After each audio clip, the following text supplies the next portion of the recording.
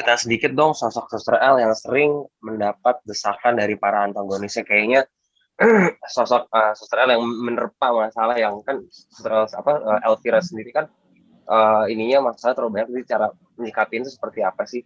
Itu lalu untuk Devan, lalu seperti apa juga sosok Devan yang pertama kali bertemu dengan Suster L, seperti bertemu sosok lama lalu sosok masa lalunya, seperti cinta lama bersemi kembalikah? Lalu yang ketiga untuk Rafiki sebagai Felix yang awalnya terganggu, apakah akan terjebak dengan cinta segitiga dengan sang kakak? Mungkin dari Dina dulu kali. Oke, kalau aku gimana menyikapinya saat ketemu orang-orang yang nggak suka sama dia tuh lebih ke tenang. Yang pertama kayak kaget dulu tapi tenang, yaitu kayak pertama-tama kan ada satu adegan scene yang dimana dia benar-benar ketemu cinta lamanya, terus ketemu orang yang udah ngebunuh kakaknya gitu kan. Itu benar-benar emosi yang apa ya, yang benar-benar acak-adul lah istilahnya. Terus dia cabut, dia di situ nangis, dia bingung harus seperti apa. Itu sih pertama-tama dia tuh ngadepinnya dengan nangis pun itu nggak, dia nangis di belakang orang-orang, nggak pernah mau ditunjukin ke orang-orang karena menurut dia udah biar gue aja yang nyimpen, biar gue aja yang tahu gue sakit, gue sedih. Yang penting gue mikirin ponakan gue satu-satunya yang harus gue jaga karena udah diamanahin sama kakaknya. Itu sih yang, jadi apapun yang dia lakuin itu dia pasti mikirinnya tuh Emir, ponakan kesayangan dia satu-satunya, dia pasti mikirin ke situ. Jadi gimana pun caranya semuanya harus aman. Jadi aku ngadepinnya dengan tenang pastinya, karena jadi adegannya pasti aku lebih tenang tapi penuh dengan rasa sih di situ. Makanya kan katanya kan apa yang dirasa bakal nyampe, apa yang di hati bakal nyampe ke hati penonton. Jadi sebisa mungkin aku maininnya juga pakai hati supaya penonton juga ngerasain gimana sih rasanya jadi Elnara, Suster L. Mungkin sih bakal lebih ke untuk mungkin menyamar tuh kayaknya nggak ngerti. Tapi kalau misalnya menghilang dari peradaban pasti sih, maksudnya kayak benar-benar ngumpet di mana gitu untuk nyamar gitu. Tapi kalau udah ada di posisi seperti itu pasti biar gak ketahuan ya pasti kita harus tenang kan. Kalau misalnya kita nggak tenang pasti orang curiga. Kenapa kok dia nggak tenang? Nah makanya ada adegan yang ketika Osman sama Cheryl itu udah mulai curiga karena gelagat si Narat nih udah mulai kayak bener-bener udah nggak tenang karena bener-bener hit and miss-nya tuh udah makin tipis gitu. Udah ngerasa bakal ketahuan aja, jadi makanya dia agak kurang stabil emosinya kesini-sini. Oke.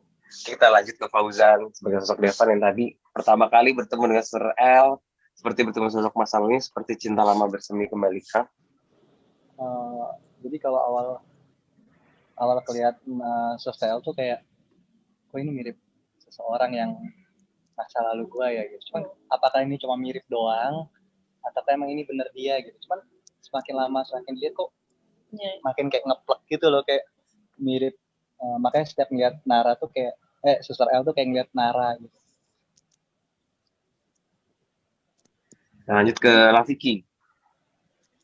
Kalau saya, apakah akan nantinya terlibat cinta segitiga antara Felix, Suster L dan Devan? Untuk saat ini saya masih belum tahu, karena itu tergantung penulisan skenario-nya kan ke depan seperti apa. Cuman kalau menurut saya itu mungkin biarkan penonton yang kira-kira siapa nih yang akan dipilih Suster L, Devan kah atau Felix kah, atau Suster L tidak memilih dua-duanya. Nah itu biarkan menjadi misteri dan teka-teki. Atau memilih Eddie. Atau memilih Eddie ya. Jadi biarkanlah semua berkonspirasi. Iya, karena menurut aku kelebihan dari Suster L ini plot twistnya tuh nggak bisa dibaca gitu loh, nggak bisa ketebak. Jadi biarkan penonton menduga-duga. Shooting Suster L. Lalu apa hal yang menarik dari naskah dan karakter di sinetron Suster L ini sehingga kalian memutuskan untuk mengambil peran ini? Ya tadi udah dijawab. Belum. Ya. Mungkin ini lebih kalian mengalami atau mencoba hal baru Suster L. Apa sih yang pengalaman baru? Ya, oke. Silakan, siapa yang mau jawab? Kalau Fauzan aku kali. sih, atau Linder? Boleh. Kalau aku ya pasti baru kan dari tadi udah dijelasin. Aku biasa mainnya ya kalian pasti pada tahu lah gitu kan, kayak kalau setiap nonton pasti Banyol atau komedi, dan terakhir sinetron aku pun yang terakhir kan juga aku komedi kan. Jadi ini mungkin setelah sekian lama, dulu pertama kali aku main, mungkin dulu kan aku pertama kali drama, terus tiba-tiba main komedi, terus sekarang balik lagi ke drama kan, transisinya lama tuh. Jadi aku butuh adaptasi juga. Dan ini pas pertama kali dikasih skenario pun kayak sinopsisnya gitu ya. Terus kayak wah ini beda nih ceritanya nih daripada mungkin cerita yang lain-lain yang sebelumnya udah pernah aku peranin gitu. Jadi aku tertantang buat ngambil ini. Ketika aku cuma berpikir waktu itu kalau aku bisa peranin Devan sesuai apa yang dimau sama penonton, berarti aku berhasil gitu. Nyari sesuatu yang beda. Dari di Suster L yang pastinya terlepas dari passion saya dalam jadi aktor, ya kan? Ini ada salah satu bagian dari pekerjaan saya. Beda. Dan ketika karakter yang ditawarkan pun itu cukup menurut saya sesuatu yang fresh, yang belum pernah saya mainkan sebelum-sebelumnya. Jadi menurut saya ini adalah hal yang baru untuk saya jalani. Dan mudah-mudahan apa yang saya jalani ini juga bisa menyentuh hati pemirsa dan memberikan dampak positif untuk semuanya. Gitu. Kalau untuk perbedaannya, saya cukup lumayan susah menyesuaikan syuting di luar kota. Nah, homesick, lumayan homesick, saya kangen sama anak istri. Saya nggak bisa jauh-jauh dari mereka. Dan saya berharap mudah-mudahan kedepannya mungkin set syuting akan dekat-dekat rumah saya. Doa nggak apa-apa kan? Harapan. Ada tantangannya sih Vicky pemain sinetron, sama kan Vicky sering main di FTV ya, beberapa FTV ya sebelumnya ya. Ada kesulitan nggak sih beradaptasi nih? Contoh kayak tadi kan, salah satu pasti otomatis venue yang otomatis lebih lama dibanding FTV kan. Selain itu ada lagi nggak sih antara FTV dan sinetron stripping seperti ini? Ya pastinya berbeda kan. Kalau misal FTV secara pengerjaan dia kan kurang lebih 1 minggu gitu kan, udah beres, udah selesai. Nah kalau untuk sinetron kita untuk waktu kan tidak bisa kita tebak akan sampai kapan. Jadi kita harus terus berjalan gitu.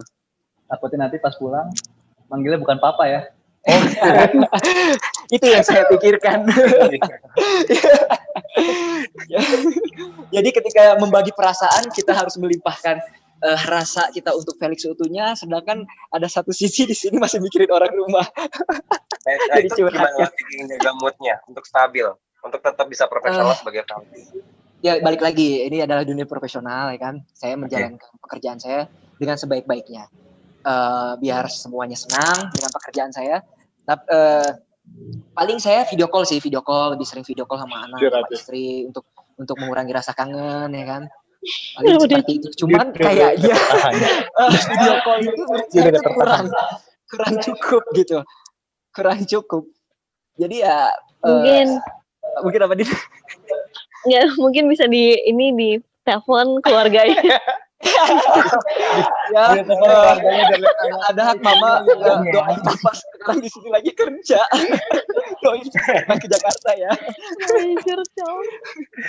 Dan ya kebetulan karena menyesuaikan kita kan ini di sini daerah lumayan dingin. Nah saya mungkin kurang cocok dengan kondisi yang terlalu dingin. Jadi ini jujur ini saya lagi dalam kondisi yang drop. Saya tadi malam saya sakit, saya demam tinggi. Saya demam tulang, kayaknya saya gini semua tulang saya. Saya nggak bisa jalan demi Allah. Tapi saya udah dikasih obat dari tim lapangan, dari teman pemain. Nah ini saya mencoba menguatkan diri saya untuk menjadi bagian dari profesional kerja saya di bidang seni. Mungkin Pak Ustaz sama Dinda berarti bisa praktek secara langsung ada pasien nih sebagai dokter sama suster. Gimana? I talk bisa mendalami karakter sebagai suster sama dokter kan. Mbak Vika yang sakit mungkin bisa mendalami karakter latihan. Sempat kayak karena adegannya sering gimana keadaan baik-baik aja. Jadi sama dia juga kayak begitu ke bawah. Yang rasa apa Ki? Lo harus minum paracetamol deh kayaknya biar panasnya reda gini-gini udah kayak gitu. Jadi kayak gitu sih. Tapi ini semua kita lakukan untuk menghibur pemirsa di rumah. Nah mudah-mudahan hasil kerja keras kita ini tuh bisa sampailah di hati mereka semua yang nonton. Ya, betul. Nah, kalau tadi kita bahas tentang Lafik yang bisa demam tulang karena suasana di sana dingin, gimana dengan Adinda yang aku lihat di Instagram itu dapat scene untuk terjun ke kolam renang? Bagaimana Dinda untuk terus melanjutin dan tetap fokus menyelesaikan scene itu? Itu untuk Dinda ya. Terus ya, yang kedua untuk Lafiki. Lafiki, seberapa besar nih semangatnya untuk merebut hatinya pujaan dari kakaknya nih, Dinda, sebagai Elnara. Kira-kira semangatnya sebesar apa sih untuk merebut hatinya Elnara? Terima kasih. Oke. Dinda dulu yang ini. Oke. Gimana, Bung? Bisa. Gini Bung, over. Kalau aku sih ya memang lumayan berat itu adegan yang jadi dia syutingnya di puncak sore-sore dingin banget, pasti kan puncak kalau menjelang malam tuh parah. Terus kita di kolam berenang, terus kayak pastinya kan gak langsung eksekusi kan, pasti ada warming up dulu untuk kayak dikasih tahu dulu ini gimana, harus gimana untuk oksigen di bawah air kan. Terus kebetulan juga yang ponakan aku juga kan masih kecil, jadi dia belum bisa ngontrol nafas dia di dalam air, jadi sempat lama untuk hal-hal kayak gitu ya, sempat lama. Jadi aku udah nyebur, terus kayak kita harus nungguin yang lain-lain juga, kayak bener-bener kayak udah aja nyanyi, udah dingin aja loh ilusi bla bla bla, udah kayak udah menghibur diri untuk supaya mood juga tetap baik, tetap bagus. Jadi kayak ya paling habis itu hangat gitu. Terus obat masuk angin juga kan, bener-bener harus vitamin bla bla bla, karena kan kesehatan juga harus tetap dijaga, karena kalau bukan aku sendiri siapa lagi yang jaga gitu kan. Jadi karena aku juga mikirin kru-kru yang lain juga, kalau ngomongin capek semuanya capek, apalagi kru. Jadi sebisa mungkin aku juga mood aku harus dibagus-bagusin, coklat mana coklat gitu kan. Terus kayak kebetulan pemain dia juga asik-asik, jadi aku mikirin pokoknya gue harus ngasih yang terbaik juga, karena semuanya udah nggak dong, itu cukup Lafiki aja yang curhat. Jadi pokoknya semuanya harus menjaga mood masing-masing. Terutama mood Suster Hel ya. Kan kemarin lu sempet drop in.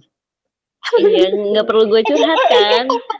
Ya mungkin kalau ada mau yang ngirim vitamin, obat-obatan nggak boleh. Untuk kita semua di sini untuk semangat menjalani Suster Hel. Kemarin memang satu persatu tuh kayaknya agak kayak flu gitu. Lebih kayak cuaca sih, mau nggak mau. Tapi tadi petakit nanti gue kasih resep. Oh iya kan Bang Devan dokter ya. Mungkin nanti habis ini saya praktek. Ya. Nah, kalau Lafiki? untuk saya pribadi, kalau ditanya seberapa besar perjuangan cinta Felix ke Elnara, sejauh ini saya juga masih kurang tahu banget. Karena ya tergantung dari skenario lagi. Cuman untuk sampai detik terakhir kemarin, rasa Felix itu udah mulai sampai di titik dia ada kecemburuan. Nah, ada kecemburuan. Nah, kalau untuk perjuangan dia akan mendapatkan cinta Suster L seperti apa, kalau untuk saya ditanya sebagai cerita, saya belum tahu karena itu tergantung skenario. Tapi kalau ditanya saya sebagai pribadi, mungkin perjuangannya malah akan lebih dahsyat lagi gitu. Karena dia yang nantinya mungkin akan menyelamatkan atau melindungi si Suster L ini. Kalau pandangan saya ya. Makin seru ya Suster L.